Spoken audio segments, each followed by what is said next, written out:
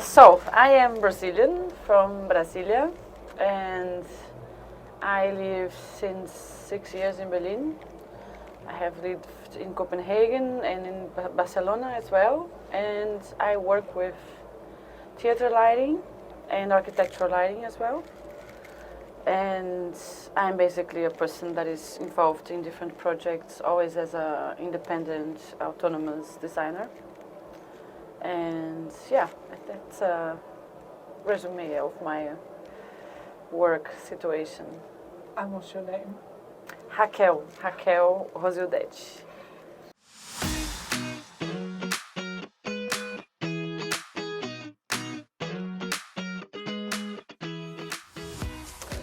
I remember exactly. I was in a dance show in Brasilia in the National Theater, and I remember this dance show had like layers and layers of things happening and different heights. And there was a moment in which there was this silhouette of the dancers on the stage that they looked like spiders or animals, and I felt that they were doing like an animated painting or an animated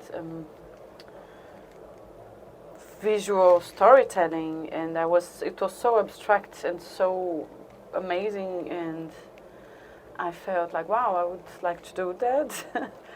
And it's funny because in the end, after, I don't know, 20 years after that, I do dance lighting, and that's where life brought me. I wasn't choosing for dance lighting all my life, but that's what I do the most at the time.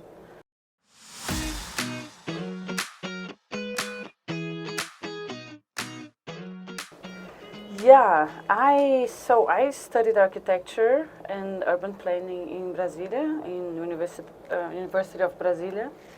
There's a very modernist approach to architecture.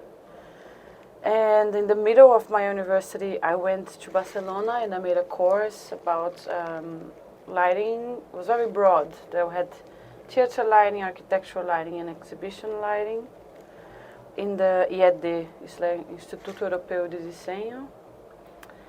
Then when I came back to Brasilia, I started working immediately and with events. I also worked in a manufacturer office of projects, and I just started doing everything that the city could do. And then I finished the university. I worked, I think, 6 or 7 years. Then I decided to do my master's, and then I went to Copenhagen, to the Aalborg University. Then I got an internship in Berlin at the Lichtvision. And then I came back to theater lighting in Berlin. And then I keep doing architecture and theater lighting there. But that's basically what I studied.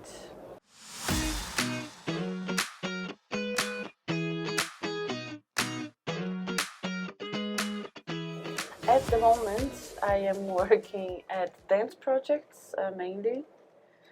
I am working in a project that we are starting the setup on the 1st of May. It's a dance play about trauma, for example. And I work a lot with anti-racist projects and decolonial projects in Berlin.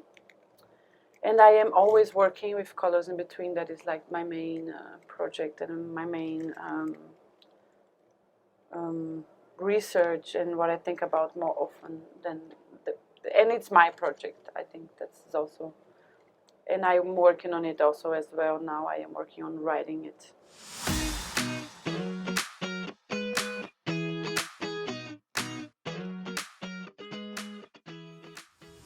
So Colors in Between is a research project about how to make lighting, stage lighting for people of color, for dark skin, for BIPOC performers, and how to technically develop a language or develop like a research that could help me and help others to understand what are the technical, poetical, and political solutions to it. And it's been a while. I think I started Colors in Between in 2001. And first I made a photo shooting, then I made a video, and now I am kind of organizing into texts and writing what was in my mind, where did I get that reference, how did I discover that, and so that I can share it, because I realized that I share the images, the results, but nobody knows where I found and what are the references and so on. And Colors in Between is a project that I'm very proud of, and I think it makes me understand that lighting has a social and political role, and it gives me a lot of, I feel very grateful that I found this way of doing it, and something that gives me energy to keep moving.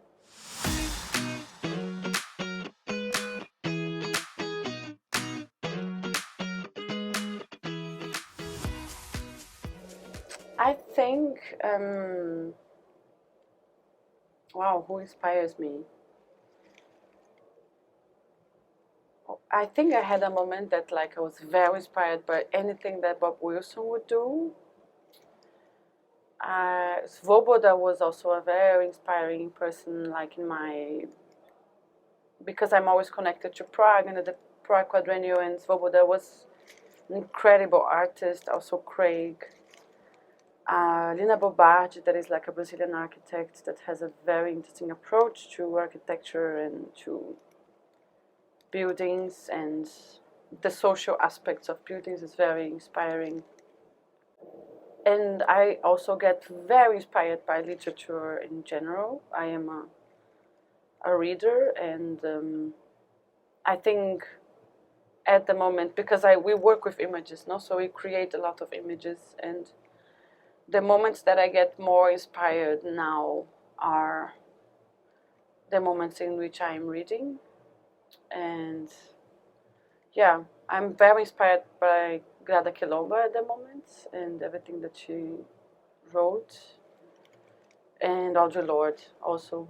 I also always come back to her, and always when I'm down I come back to some interviews, and it inspires me.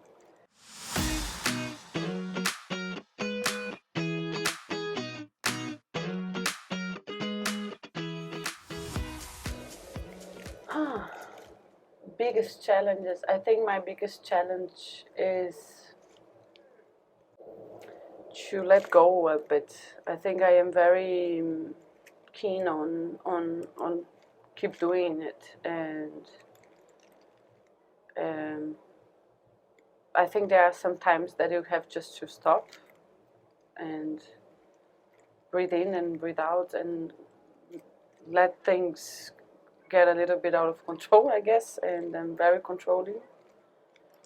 And also one of the biggest challenge for me, this is, I think, to let go is at the moment, but like in the past, was to position myself and feel respected, and to understand who was by my side and who was like supporting whatever I was doing, and giving room to that, and to find also the spaces in which I want to act and that I want to work.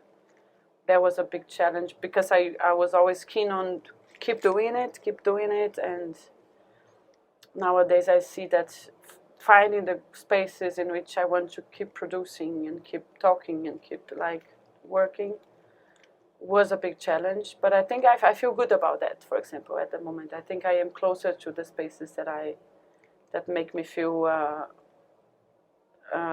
doing something important.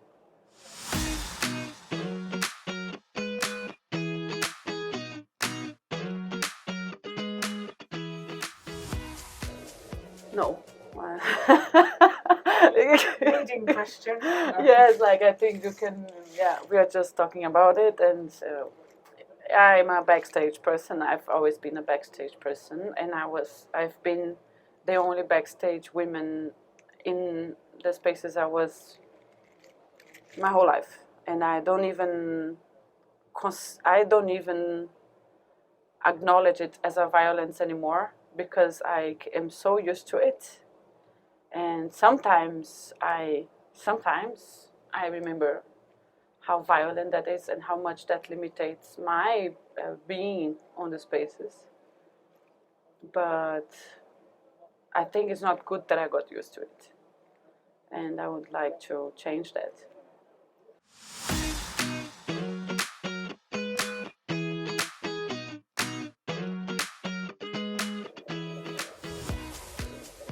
Keep doing it.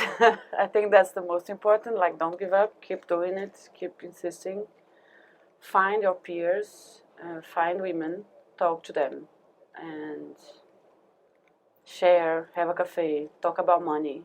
Talk about how much you earn. Talk about the new software. Talk about everything. Have time on it. Like, spend time on talking to women on your area, on your field. I think that has helped me a lot.